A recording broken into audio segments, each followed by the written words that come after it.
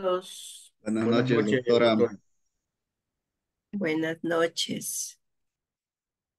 Está bajo el volumen. Ahí creo que está bien. Ya, ¿sí me escucha? Claro que sí, doctora. Perfecto, gracias. A ver, vamos a dar inicio con la semana 4. Vamos a hablar de la segunda parte de lo que es el derecho natural. Semana 4, unidad 2, el derecho natural.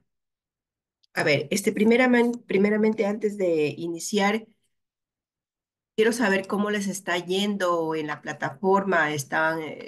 ¿Lo entienden todos? ¿Cómo manejarlo? ¿Cómo enviar los trabajos?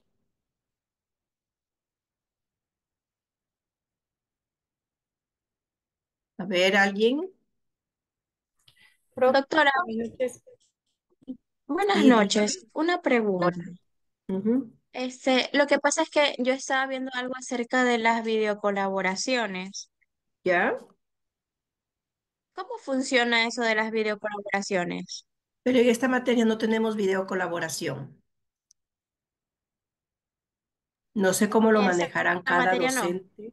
No, en esta materia no tenemos. Tenemos Y foro, los chats cuestionario. calificados, Tenemos la actividad, igual en el segundo bimestre foro, cuestionario y actividad. No tenemos ninguna videocolaboración. Tal vez pueda preguntarle al docente de la materia en el que están como actividad la videocolaboración. Yo no le podría decir cómo es que lo manejan, no sé, porque cada docente es el propio autor de cada asignatura. En mi materia solamente tenemos el foro, el cuestionario y una actividad, ¿ya? ¿Y el chat? El chat no tenemos, solamente foro, que es el que ya se apertura desde el día de hoy, ya está abierto, perdón, el cuestionario y la actividad. Doctora, buenas noches. Buenas noches. Sobre el tema del foro, o sea, los que ya tenemos entendido algo, ya podemos comenzar a dar la respuesta al foro. O- Claro que sí, claro que sí. Ya pueden estar enviando el trabajo o pueden enviarlo a mi correo perdón, al bandeja de entrada mismo de la plataforma para yo revisarles. Quiero hacerles tomar en cuenta una situación. Quiero que tengan presente una situación, chicos, que está muy corto. Me envían el trabajo para revisar, pero están demasiados cortos, que me envían solamente 15 líneas. Yo creo que pueden ampliarlo un poquito más, porque son varias preguntas y es de la página 19 a la 40. Entonces, abarca muchos temas. No específicamente pueden ir centrándose en las preguntas. Claro que sí está muy bien, pero yo opino que con el fin de que ustedes le tomen amor a la lectura, pues pueden ampliar el trabajo. A ver, dígame, Anabel. Sí, profe, muy buenas noches. Ahorita acabo de subir el trabajo. En la tarde lo había subido, pero no sabía si estaba bien, o sea, subido o no, y le eliminé. Entonces, ahorita le subo, pero usted decía que teníamos que dar dos comentarios a compañeros y que luego de subirle ya nos salía las demás tareas que habían hecho los compañeros Ajá. documentales, pero no me sale. Disculpe. Puede ser porque apenas hay tres. Tengo tres, cuatro, creo que tengo nomás de que han presentado la tarea. Entonces puede ser eso, ¿ya? Esperemos unos días como ¿Qué tarea está habla de abierto, historia, Javi? está abierto el trabajo déjame ver, hasta el 11 de mayo. Entonces tenemos tiempo todavía, ¿ya? Estamos hablando de 2 semanas más. Ya estaba preocupada porque pensaba que este trabajo era solo hasta el día de hoy. Perdón, No, entonces, no, no, no, curiosidad. no. Está abierto hasta el 11 de mayo. Gracias, Va, profe. perdón. Sí, 11 de mayo. Ya, si tienen temas fuera de para tratarlo despuesito de la clase, ¿ya? Voy a compartirles pantalla. Eh, Al final de la clase podemos abarcar cualquier otro tema del trabajo que tenemos. Ya, como les estaba diciendo, pues estamos en la semana 4, segunda parte del derecho natural en la unidad 2. Para hablar de la Escuela Clásica del Derecho Natural que corresponde a esta semana, tenemos que primeramente en los tiempos modernos significó un cambio profundo en la vida humana, en el campo religioso, donde surgió la reforma, en el campo político también nacieron los estados nacionales y se reforzó también la idea de una monarquía absoluta. En lo artístico emergió vuelta el Renacimiento y con el campo de la filosofía jurídica nació la Escuela Clásica del Derecho Natural. Es este el tema que vamos a abordar el día de hoy, junto con otros, alimentando junto con otros temas más. ¿Ya?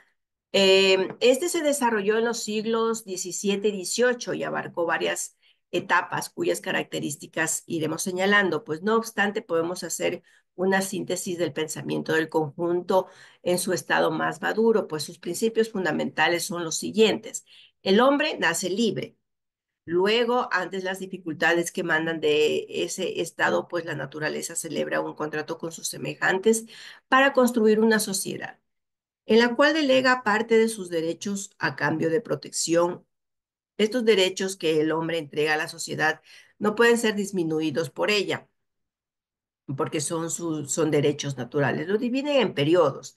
El primer periodo, los representantes más destacados son Hugo Grocio, Tomás Hobbes, Sarus Espinosa, Samuel y otros. Corresponde a la época del mercantilismo en el campo de la economía, del absolutismo, ilustrado en lo político y de la reforma protestante en lo religioso, según los escritos de la filosofía citadas, el derecho natural que entrega pues solamente a la prudencia y la moderación del gobernante tomar en cuenta los autores de cada uno de los que estoy mencionando porque es muy importante para que en el momento de los exámenes.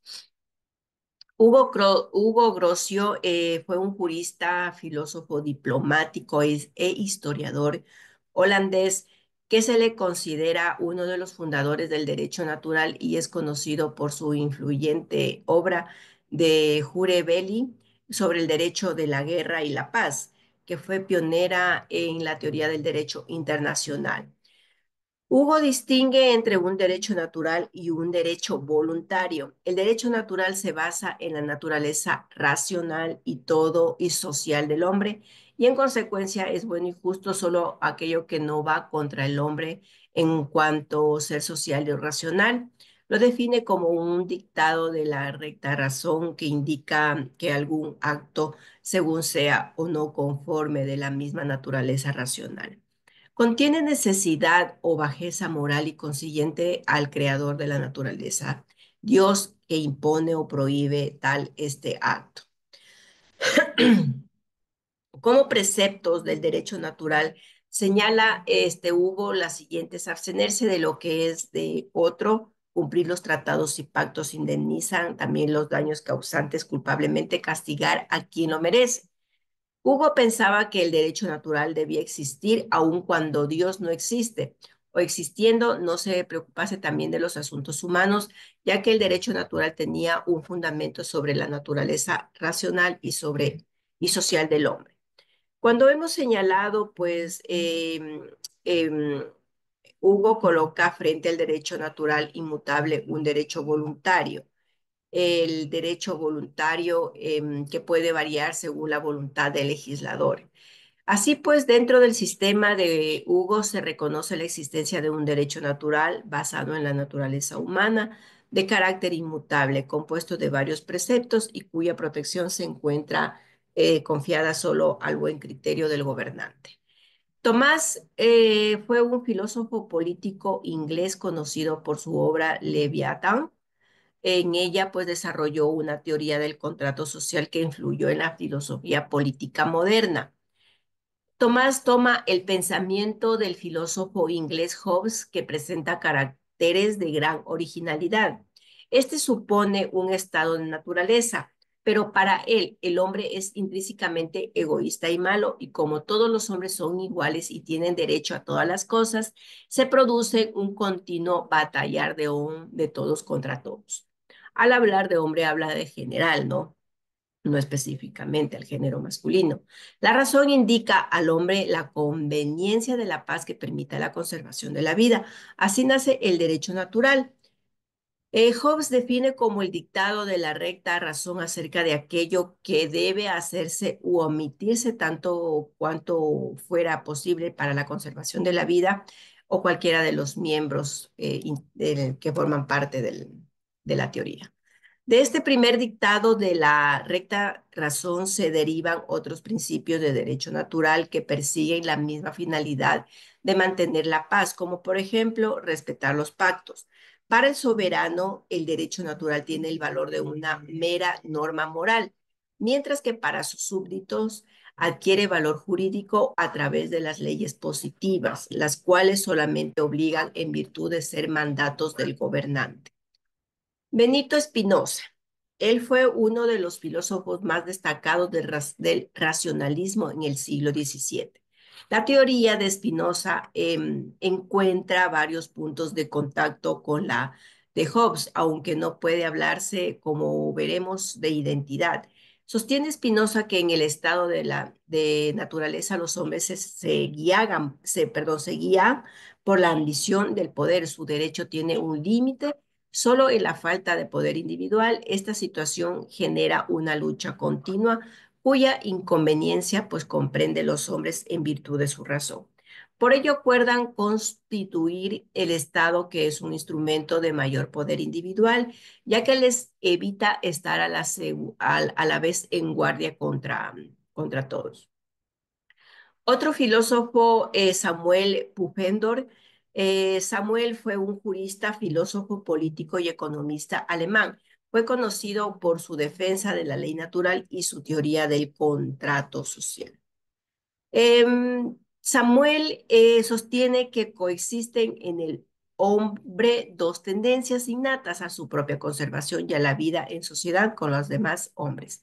Así el derecho natural es el reflejo de ambas y consiste en que cada uno trate celosamente de preservarse a sí mismo en forma que no perturbe la sociedad de los demás hombres y en que nadie pues se conduzca hacia otra persona de modo que esta última pueda quejarse con razón a la que se ha violado su igualdad de derechos.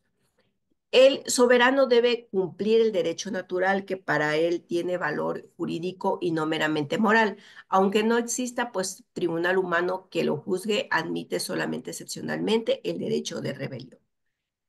Como conclusión, pues hemos analizado hasta el momento el pensamiento de los principales expositores de esta primera etapa de la escuela clásica del derecho. En síntesis, ellos sostienen que existen principios absolutos que guían la conducta humana, pero su aplicación no está asegurada sino por la buena voluntad del gobernante. El segundo periodo. A él pertenecen pues John Locke y Carlos de Montesquieu a la época del liberalismo político y filosófico y del capitalismo.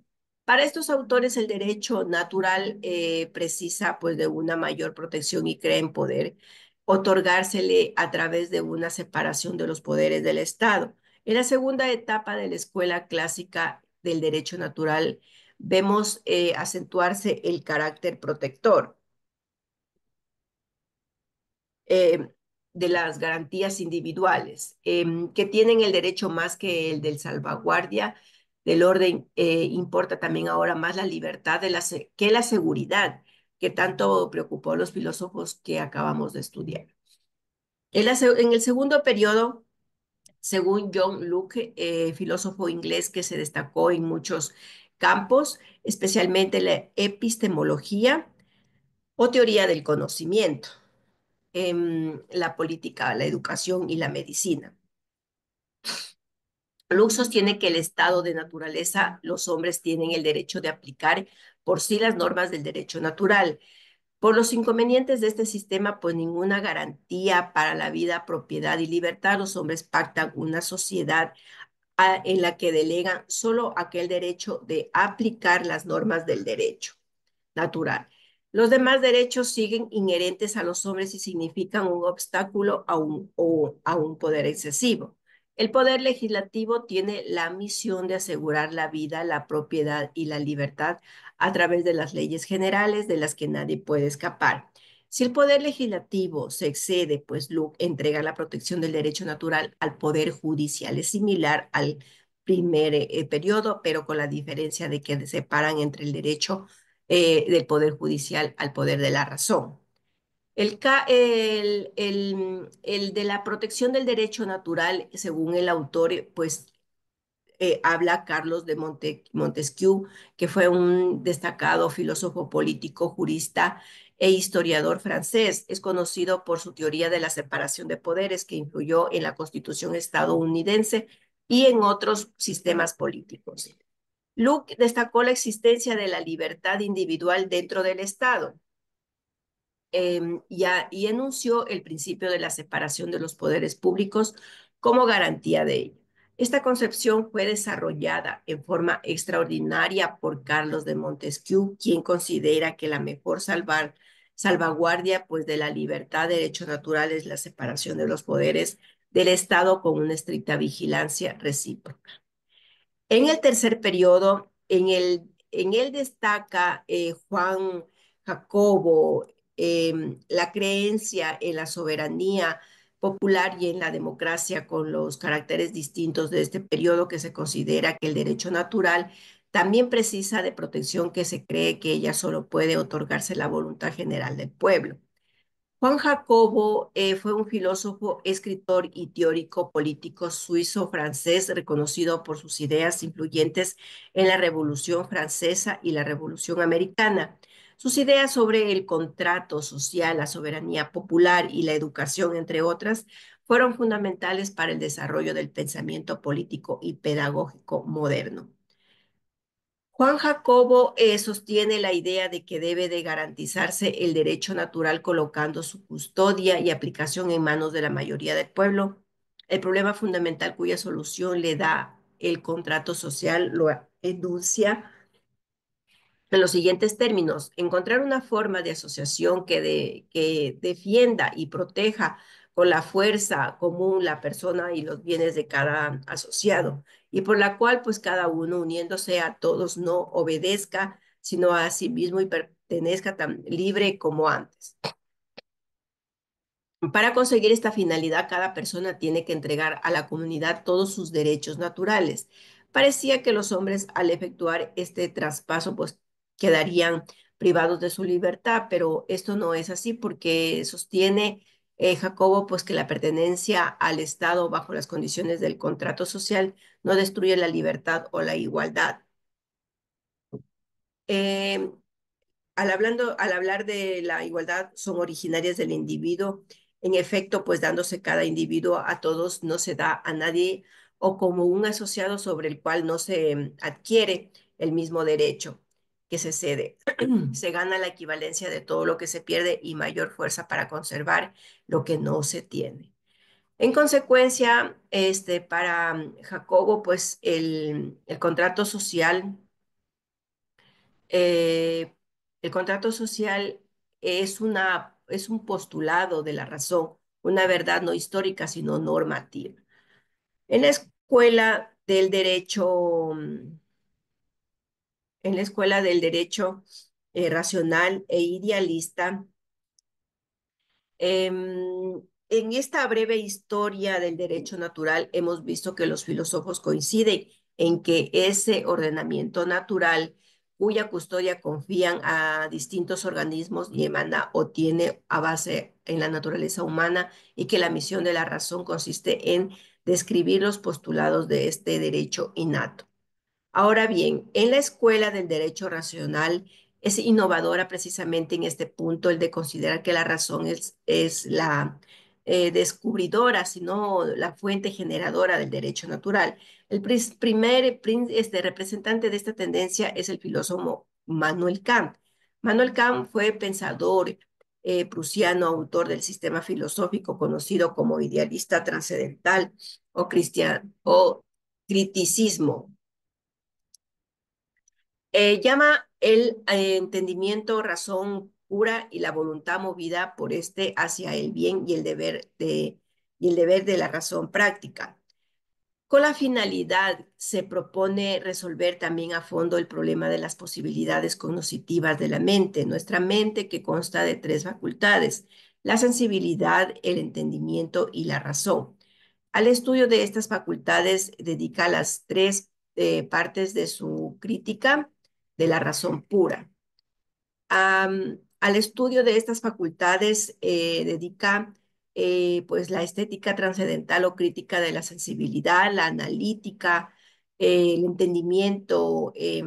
Para que pueda ser ciencia debe de ocurrir un elemento material, experimental e individual. O contiene también con otro a priori universal necesario, el cual llama forma. El primero, que debe de ser objetivo; el segundo es subjetivo.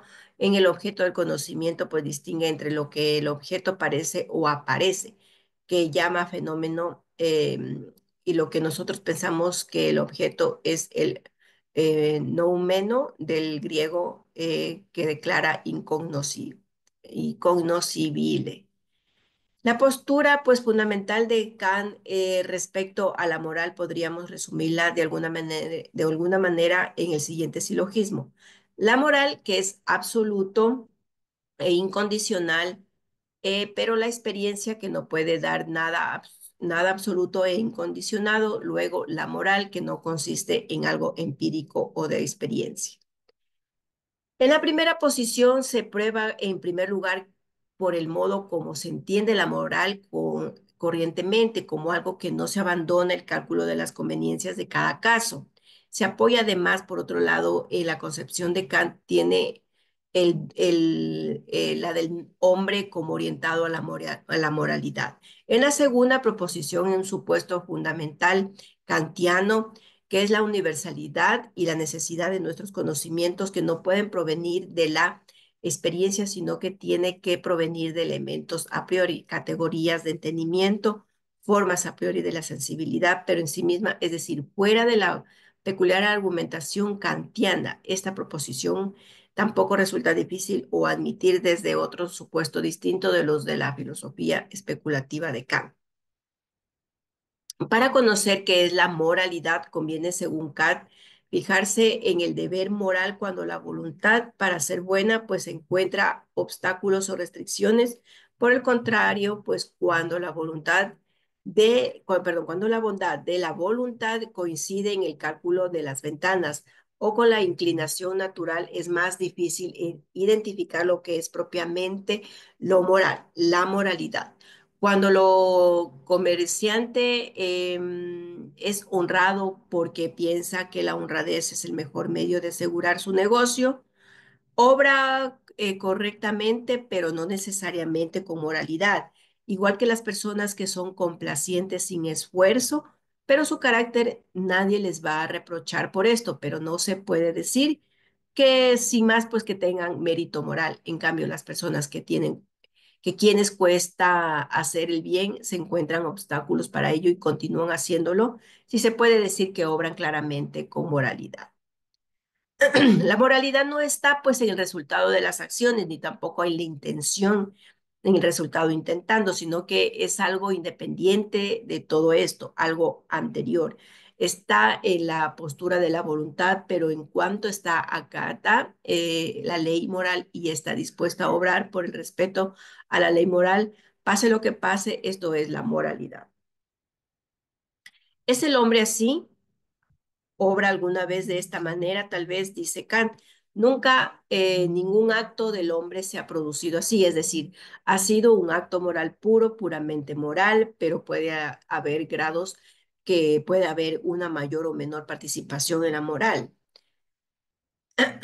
Podríamos considerar Kant que, como jus naturalista, en cuanto admite leyes jurídicas que no son anteriores al derecho positivo, son leyes naturales que obligan a priori antes de cualquier imposición por parte de una autoridad humana. A diferencia de Jorge Guillermo Federico Engels, fue un filósofo alemán que desarrolló un sistema de idealismo absoluto, donde el pensamiento y el ser son idénticos. Su filosofía, también conocida como intelectualismo O panlogismo afirma que todo es pensamiento y que las cosas son los que son pensadas. Su famosa frase que todo lo que es real es racional y todo lo que es racional es real. Resume su sistema negando la posibilidad de una discordia entre ser y debe ser. El único existente para Hegel es la idea pensante, el espíritu en constante evolución. La concepción filosófica sostiene un idealista absoluto en sentido objetivo que niega dogmáticamente todo límite de conocimiento, también lo absoluto que es conocible. Identifica el pensamiento con el ser, por lo cual a su filosofía se le ha llamado intelectualismo o pantologismo. Todo es pensamiento y nada hay fuera del pensamiento, que las cosas son los que son pensadas. Las formas subjetivas del conocimiento son también las formas objetivas de la realidad. En el prólogo a su filosofía del derecho, da la frase en el que lo resume, pues todo su sistema, que todo es real, es racional y todo lo que es racional es real. Negó pues la posibilidad de un desacuerdo entre ser y debe ser. Lo único existente es la idea pensante, es el espíritu que en perenne transformación en el absoluto trifásico, pues de la idea absoluta y unificadora. Lo único real e ideal, la lógica es dialéctica del ser, es ontológico lo contrario al ser y lo que no es. En la concepción jurídica política conviene, vuelta dicho esto, volver sobre la teoría del espíritu objetivo, que es lo que más nos interesa por ahora. El derecho se funda en la persona, esto es el ser racional y libre. El querer del hombre es esencialmente libre en cuanto es querer. El derecho tiene tres manifestaciones fundamentales: el derecho contractual, el derecho de propiedad y el derecho penal. El contrato es la unión de dos o más voluntades, que esto ya lo van a conocer en el Código Civil, em, de dos o más voluntades personas de una voluntad común, pero al lado de las personas existen las cosas. Estas son propiedades de las personas. Al existir también un derecho penal, puede hacer una negación del derecho que es el delito. Esta negación, a su vez, ha de negarse la negación de la negación del derecho, es la pena, que es el restablecimiento del derecho negado. El sentido de la pena es la expiación, castigar, es porque previamente el delincuente tiene derecho a la pena, a ser tratado como persona. La moralidad se funda en el conocimiento de los motivos, es la realización hacia dentro de la voluntad. En la nueva escuela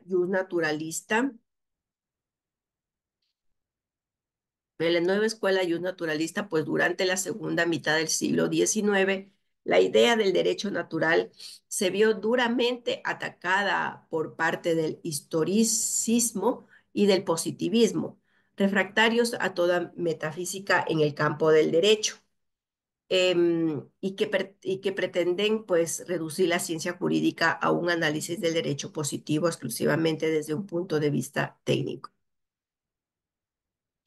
Rodolfo Stammler fue el fundador de la filosofía del derecho neocantiano en Alemania. Rodolfo Stammler sostiene que junto con estudiar técnicamente el derecho positivo es necesario desarrollar una teoría del derecho justo. En su análisis distingue entre el concepto y la idea del derecho. El concepto del derecho debe abarcar todas las formas en que se han manifestado históricamente. El derecho, y según él, pues se puede definir como el querer entrelazante, inviolable y autárquico. Dentro de este concepto caben también las situaciones jurídicas del despotismo, vida de los ciudadanos regida por una norma jurídica que emana pues, del árbitro del déspota y de la guerra correspondiente al procedimiento y a la ejecución forzada. En su opinión, pues dos sistemas jurídicos que tengan normas y principios jurídicos diferentes pueden ser conformes a su idea social. Otro autor, George Del Vecchio, fue un filósofo, profesor y jurista italiano. experto en filosofía del derecho, profesor en la Real Universidad de Bolonia. Es uno de los juristas europeos más conocidos en España y cuya obra ha alcanzado más éxito y difusión en nuestro país. El eminente filósofo del derecho italiano, George, cree que en un derecho natural absoluto, igual a la justicia, su realización está en el reconocimiento que se ha operado paulatinamente la de la autonomía de la personalidad humana.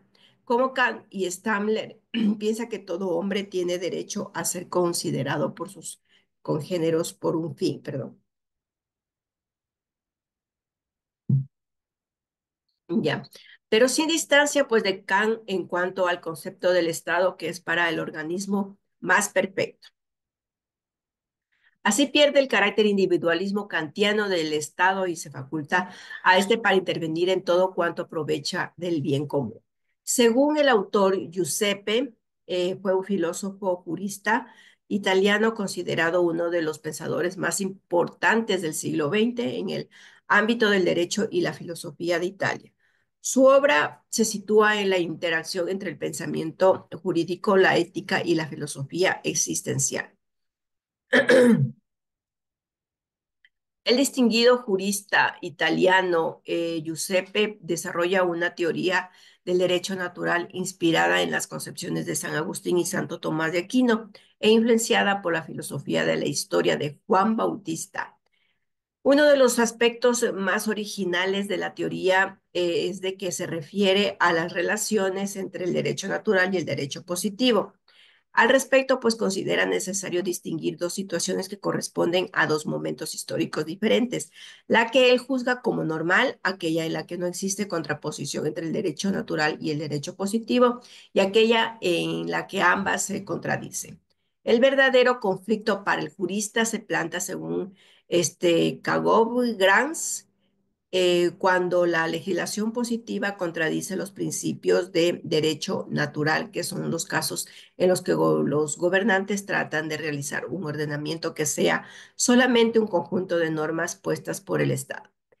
Desligada también de las raíces de la vida, que son los casos en los que se trata de convertir el derecho en su simple medio del servicio de los fines impuestos por el Estado. Aquí es necesario recordar, pues, una vez la concepción del mal de Cagograns, que es en el definitiva la vickiana y aún la ecolóstica. Como ya dijimos, pues, al hablar de la sociedad y de a la sociedad de ladrones, un régimen que sea absolutamente injusto es imposible. Y de ahí, pues, para Capogras, dado que hasta en el ordenamiento jurídico más injusto se conserva cierta parte de justicia, es necesario superar la parte injusta apoyándose en la justa. Eh, voy a, voy a presentarles un video. Voy a dejar de compartir esto y les voy a hacer que escuchen un video. Millones de niñas y niños de todo el mundo están en peligro y son quienes.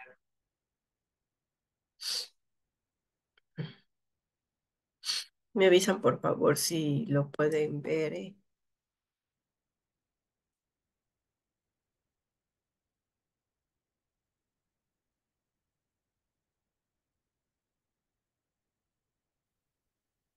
Ya.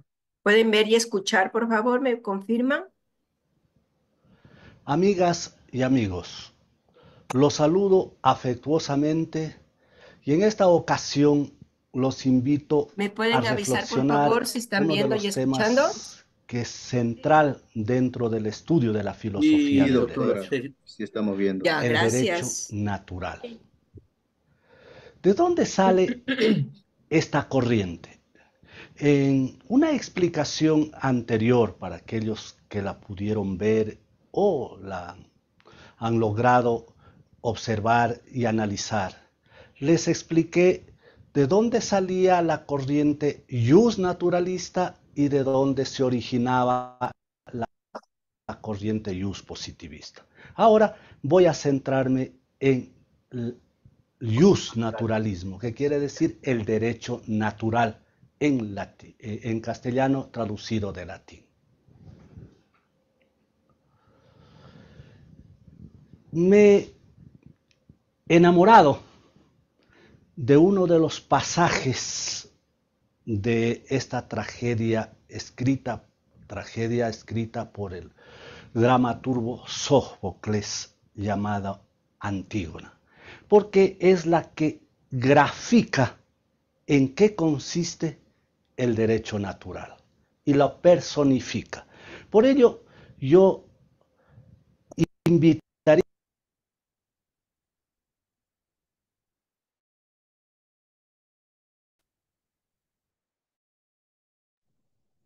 Se quedó ahí. a ustedes a leer y releer el texto en donde yo he transcrito una parte de este drama que llamamos el drama de Antígona. Si quieren conocerla, ahí la tienen. Es una bella mujer que se enfrenta al poder por sus principios, por sus convicciones, por sus creencias.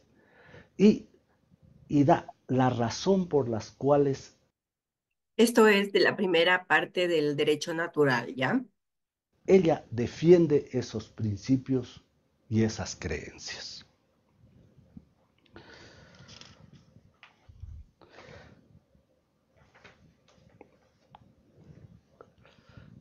Polineses, alzado en armas contra su propia patria, muere junto a las murallas de Tebas en lucha con su hermano Estéocles.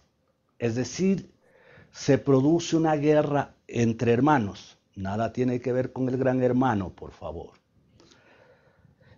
Entonces es Polineses y Estéocles, quien resulta también herido de muerte, este último, Estéocles. Pero el que muere es Polineses. El tirano Creonte, es decir, el que gobierna, dispone como castigo para Polineses, por ser rebelde, que su cadáver insepulto, es decir, que no ha sido sepultado, sea pasto de los perros y las aves, y sanciona con la muerte a quien desobedezca ese mandato.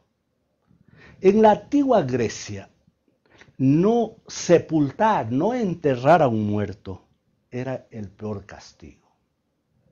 Y eso significaba, pues, ya el juicio terrenal y a su vez el juicio final. La orden del tirano choca con los sentimientos de piedad de la joven Antígona, sobrina de Creonte y hermana del difunto Polineses.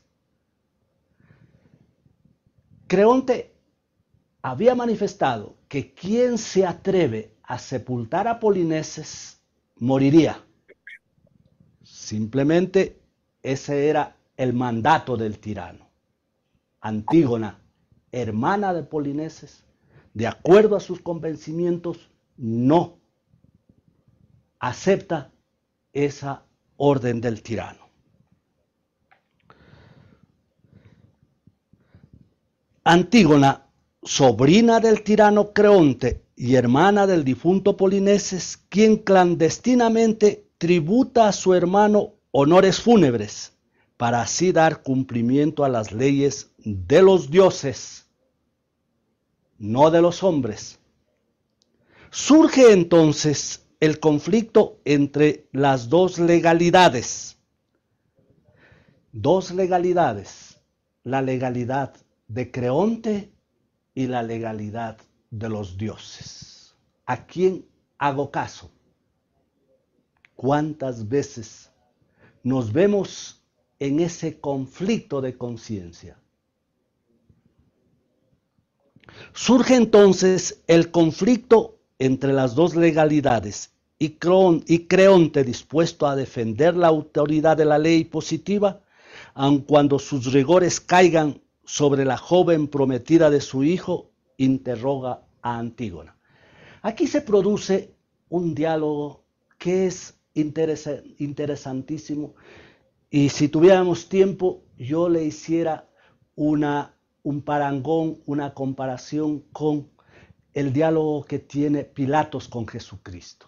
Pero desgraciadamente el tiempo no me lo permite. Pero es de la misma profundidad.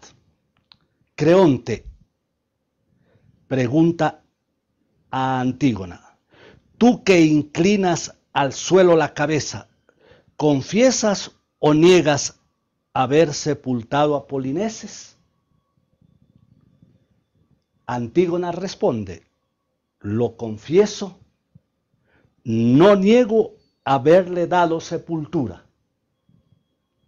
Creonte responde: y tú dime, sin rodeos, brevemente, ¿sabías que por bando se había prohibido hacer eso? Antígona: lo sabía. ¿Cómo no había de saberlo si era público? Creonte: y no obstante, ¿osaste violar esas leyes? Aquí el argumento de Antígona ante el tirano Creonte.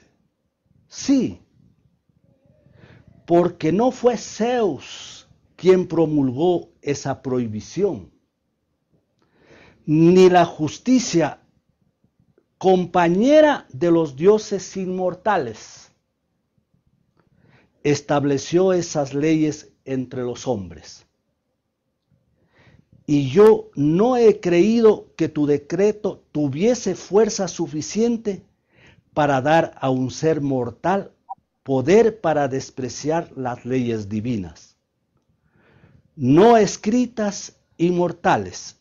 Su existencia no es de hoy ni de ayer, sino de siempre, y nadie sabe cuándo aparecieron.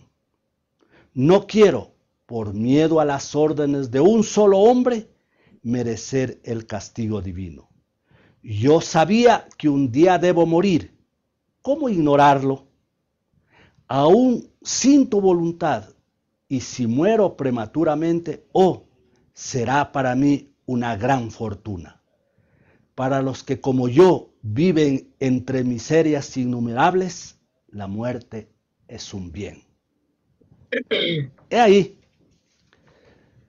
si logramos profundizar, Antígona sobrepone a la ley del hombre la ley divina y se va sobre las leyes humanas para cumplir un mandato de los dioses.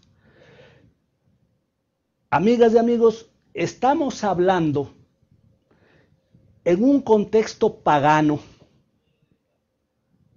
en un contexto donde el ser humano es el que habla y el que defiende sus principios. Eso es el iusnaturalismo. Es aquel que cree que la ley no solo sale del hombre, sino que la ley sale sobre todo de la naturaleza racional del hombre. Y si esa naturaleza racional del hombre proviene de una naturaleza divina, o más todavía de una creación divina, considera que eso es lo correcto. Pero tal vez ustedes no notaron algo importantísimo, digo, y esto es justicia, y no es justicia lo que Creonte ha afirmado y ha decretado. Quizá con esta lectura puedan ustedes entenderlo claramente lo que es la práctica del iusnaturalismo, porque la teoría es muchísima. Yo los invito a que abran la guía en el anexo número 1 Y hay un análisis que no lo pudimos poner en el texto. Y hay un análisis profundo también. Lo que significaba que una mujer se enfrente ante un hombre. Porque la mujer era en aquel entorno considerada irracional. Y para que vean ustedes la fuerza del argumento, la mujer débil se enfrentó a un hombre y prefirió la muerte. Para las feministas creo que les invito a reflexionar sobre esto. Yo les agradezco.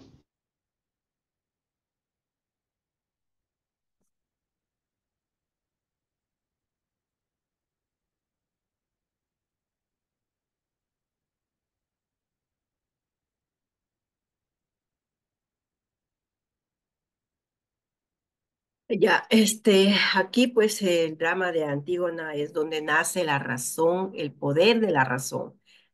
Con ella pues inicia todo lo que hemos hablado de todos los autores, tanto del derecho natural primera parte, del derecho natural segunda parte, que dan a conocer como el estudio del derecho natural, que es primeramente la razón. Antígona pues ella pensaba pues que había darle sana sepultura, em, em, irse en contra de su superior. Eso hizo dar a conocer y dar a entender el tipo de cambio que existe hasta ahora. Eso es todo, señores estudiantes. Muchas gracias por su atención. Yo vi que alzó la mano Juan Gilberto, creo que fue, perdóneme, eh, no quería interrumpir el video. Tal vez Juan Gilberto alzó la manito. ¿Cómo está, doctora? Excúseme, buenas noches. Sí, lo que pasa es que yo quería pedirle a usted un permiso porque tengo justo a las 8 de la noche un foro calificado Ah, con ya, sí, otro sí, sí, docente. ok, no hay problema, Sí, sí, no hay pero problema. pero muy clara su clase, doctora. Ya, Igualmente, si tengo algún vacío, yo reviso nuevamente perfecto, el chat. ok, ya. Muy Buenas noches, que le gentil, vaya muy muy buena bien. noche. Hasta luego, muy amable. Ya. ¿Alguien alguna pregunta?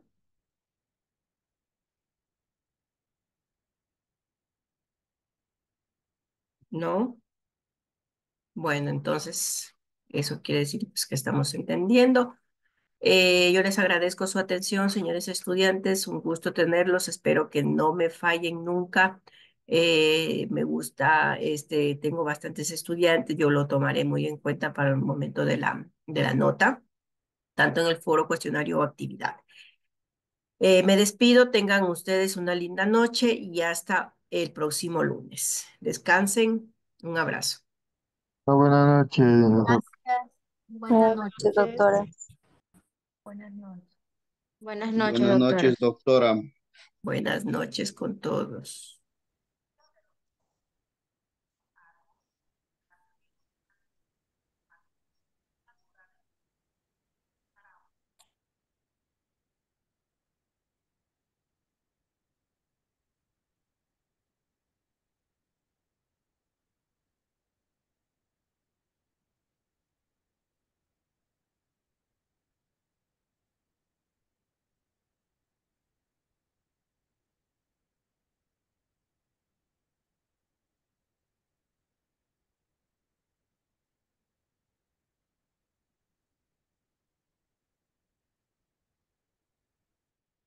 Buenas noches, profesora, ¿cómo está?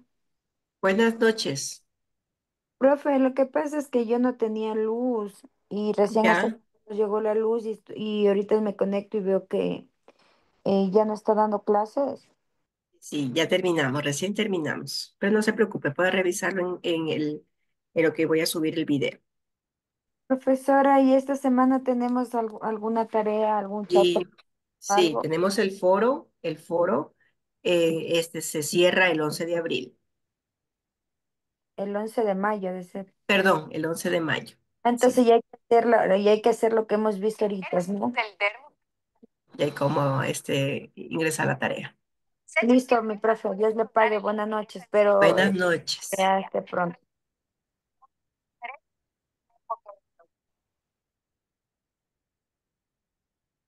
Amor, ¿sabes cómo salir?